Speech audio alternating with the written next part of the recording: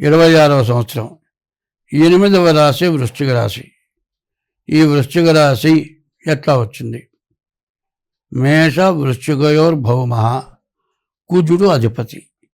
ఈ రాశికి కుజుడు శుక్రుడు తప్పితే ఏ గ్రహాలు కూడా పూర్తిగా బాగలేవు. అయితే ఈ వృశ్చిక రాశి ఎట్లా వచ్చింది?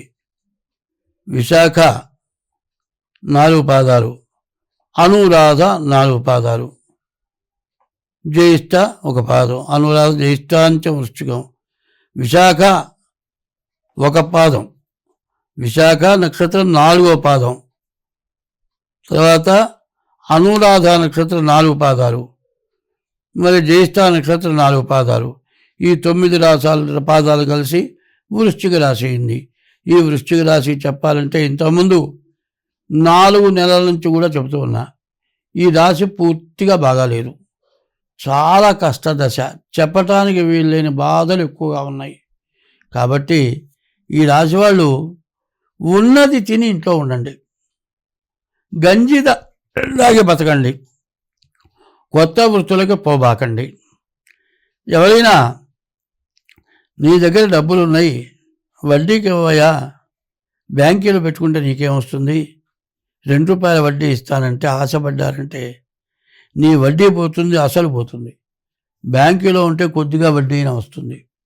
వడ్డీ ఆశ మొదలు చెరిచినని అట్లాంటి పరిస్థితి రావడానికి సిద్ధంగా ఉంది.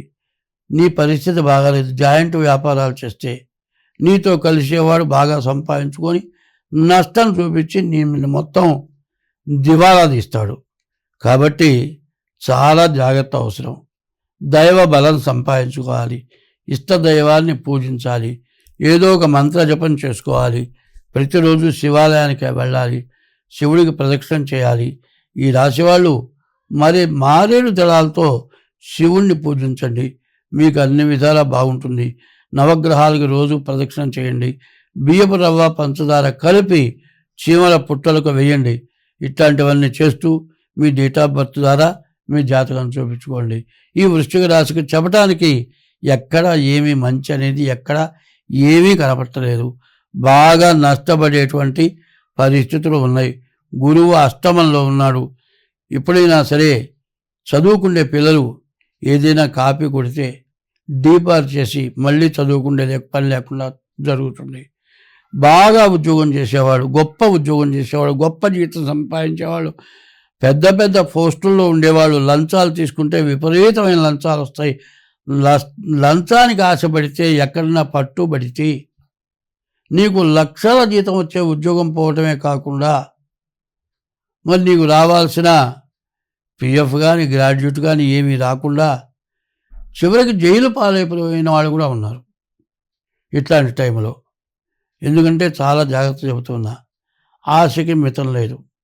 లక్షల రూపాయల జీతం వచ్చేదాన్ని పోగొట్టుకొని మరి దురాశకు పోయి లంచాలు తీసుకొని మరి గవర్నమెంట్ ఉద్యోగం పోగొట్టుకొని తర్వాత బతకలేక అందరిలో హీనంగా బతికి రూపాయికి ఇబ్బంది పడి జీవితం మొత్తం మనోవ్యాధితో కుంగి కుషించిపోయి మరణించిన వాళ్ళు కూడా ఉన్నారు. అట్లాంటి వాళ్ళు మా అయిన వాళ్ళలోనే ఉన్నారు. వాళ్ళని కళ్ళతో చూచా కాబట్టి ఈ వృశ్చిక రాశి అంత దురాగతమైన చెడు టైం కనపడుతుంది. నేను బాగున్నాను కదా అని మాత్రం ఎప్పుడు తొందరపడద్దు. నా చేతి నిండా డబ్బులు వస్తున్నాయని ఆశపడద్దు. ఇంటి నిండా బంగారం సంపాదించాను, ఇంటి నిండా డబ్బు వచ్చింది, మరి దురాగతంగా సంపాదించిన డబ్బులు నీకు ఎంత నష్టపడతాయో మీకు తెలియదు. కానీ సంపాదించేటప్పుడు ఉన్నది మొత్తం పోతుంది. మరి ఎంక్వైరీ చేస్తారు, ఇళ్లల్లోకి వస్తారు, మొత్తం చూస్తారు, మొత్తం తీసుకుపోతారు, ఉద్యోగం పోతుంది, డబ్బు మొత్తం పోతుంది, చాలా బాధపడతారు. ఆ వచ్చే 2-3 లక్షలతో బతికితే చివరికి వచ్చేప్పటికి కనీసం 50-60 లక్షల రూపాయల గ్రాడ్యుయేట్ వస్తుంది, కనీసం నెలకు కనీసం 60-70 వేల పెన్షన్ వస్తుంది. నేను నా తర్వాత నా భార్య కూడా హాయిగా బతికేవాళ్ళం. ఎంత పొరపాటు చేశానురా, ఎంత ఎదవ పని చేశానురా, ఎవరికి చెప్పుకోలేక లోపల బాధపడి జీవితం వృధా అయిపోయింది. ఇంత చండాలమైన పని చేసుకున్నాను, ఎవరికైనా చెప్పుకుంటానికి కూడా నామర్దాగా ఉంది, ఇంత పోగొట్టుకున్నాను అని బాధపడుతున్న వాళ్ళు కూడా నా దగ్గరికి వస్తారు. అట్లాంటి వాళ్ళు ముందెవరైనా అట్లాంటి పనులు చేస్తారేమో, అటువంటి పొరపాటు పడతారేమో, దెబ్బతింటారేమో అనే ఉద్దేశంతో ఈ రాశి వాళ్ళు చాలా జాగ్రత్తగా ఉండండి. ఎటువంటి దురాశకు పోవద్దు, మీరు ఉన్నదాన్ని పోగొట్టుకోవద్దు, వడ్డీ ఆశలకు పోవద్దు. ఈ రాశి వాళ్ళు ఎవరైనా సరే ఏ ఇండస్ట్రీస్కి బ్యాంకు లోన్లకు అప్లై చేస్తే మీరు సాక్షి సంతకాలు పెట్టద్దు. వాడు డబ్బు తీసుకొని పరారైపోతాడు. నిన్ను నీ ఆస్తి అమ్మినా కూడా ఆ బాకీ తీరక నీ ఉద్యోగం పోయి జైలు పాలవుతావు.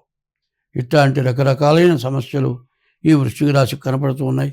వీటి నుంచి మీరు బయటపడాలంటే డేట్ ఆఫ్ బర్త్ ద్వారా జాతకం చూపించుకొని ఆ బాధలు పోవటానికి తగినటువంటి శాంతి చేసుకుంటే మీకు అన్ని విధాలా బాగుంటుంది. మీరు బాగుపడతారు. స్వస్తి.